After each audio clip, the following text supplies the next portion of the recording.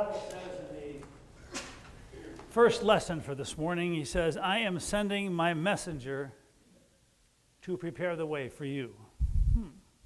You know, the Israelites spent centuries looking for the right messenger. The one who would come, be the Messiah, transform the world, start a new kingdom.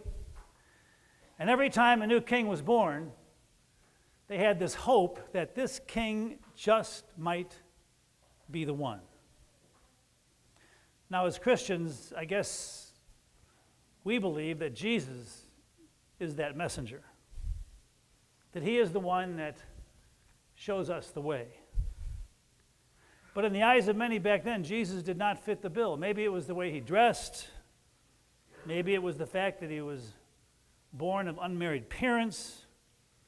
It could be that his humility and openness and acceptance of those who were different just wasn't what they wanted. Somehow, I'm not sure how it is for you, somehow Jesus quietly can penetrate your soul. The very things that people back then couldn't stand about him are the very things that are life-changing for many of us. Because Jesus is indeed the unlikely messenger. I'm not sure if this makes any sense, but not like anything I say makes any sense. But in the quietness of your own soul,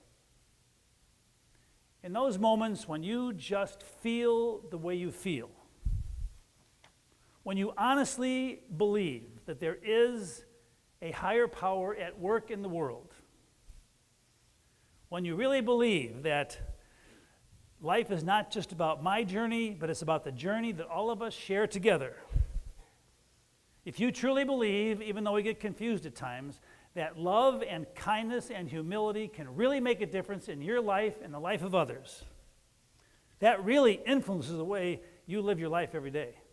Because if you believe that, it makes a difference in the way you look at people, the way you talk, the way you work, because Jesus' message gets inside your guts.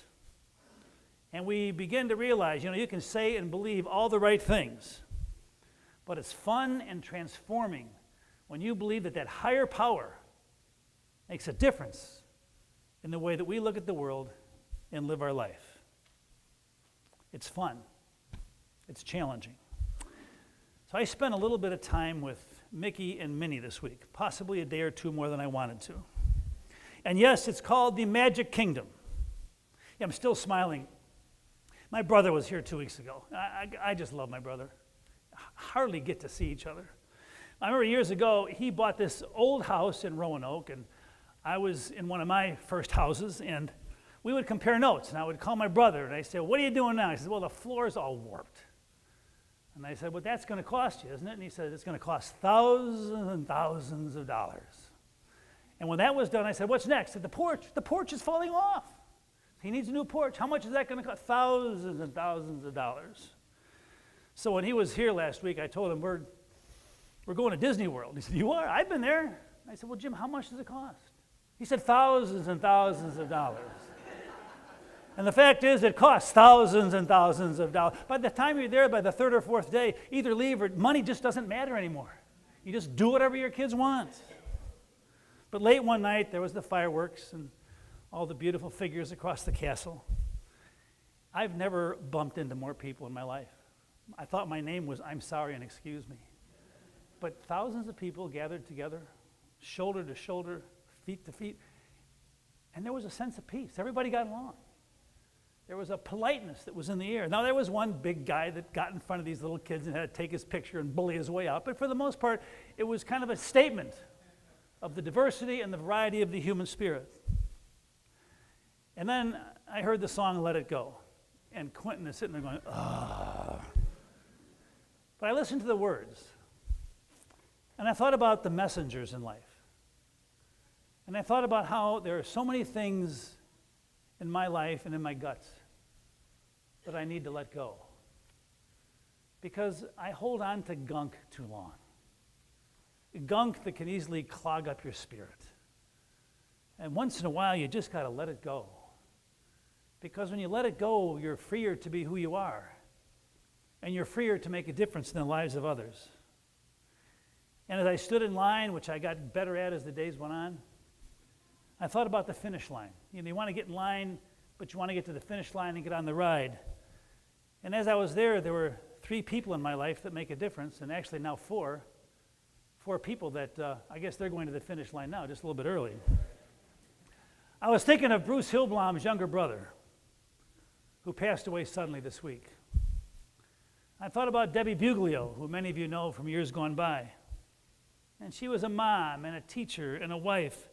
And in the middle of her journey with cancer, she would sit there and stitch and sew things for other people. And then there's the busboy named Lazaro. And every time I went to the Oasis, he was so gracious and so humble and so courteous. And he wanted to help his people in Mexico because they lost everything. And now Lazaro lost his life, and he's gone. And they want to get his body back. And this waitress, Pat, who can't make that much money working at the Oasis, she's determined to raise enough money so he can be buried with his family. And then, of course, Nathan and Craig, you're here today, and I think about your brother who lost his life this week. Well, speaking of messengers and magic and the circle of life, it makes a difference when you really believe that we're in this thing together. Anyway, there's a lady named Kathy who for years has used our church for her piano recitals. She's very quiet. She's very humble. She's been through a lot. Her husband passed away. She has lots of health issues herself. And as time goes on and as she gets kind of weaker and older, she's lost a lot of her students. She just has a few now, but she still likes to have a recital. And she always sets the date well in advance. And this year I made it very clear to her. I said, Kathy, when you come here for your recital, we do not want a penny for using the church. Nothing.